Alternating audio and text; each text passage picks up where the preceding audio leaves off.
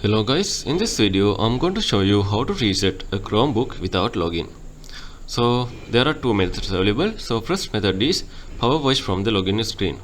So first you need to restart your Chromebook if it is not already at the login screen.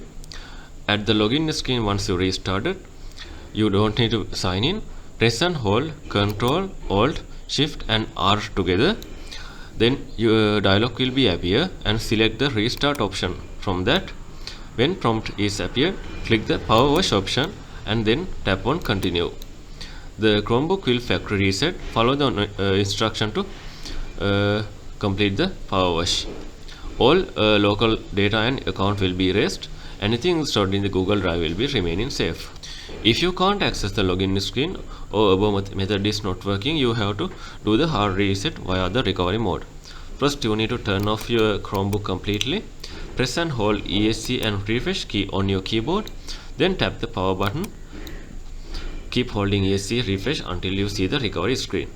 When you see Chrome OS is missing or damaged kind of message, press Ctrl and D in your keyboard to enter the developer mode. But some computers automatically enter the developer mode. If it is not, you have to press the Ctrl and D. If the prompt is appears, press enter to continue. This will start the reset process. Follow on-screen instruction to complete the recovery. This process will reinstall Chrome OS and erase all local data on certain devices. The key combination may be different on the device by device. You can just go to Google and find the related key combination for your Chromebook.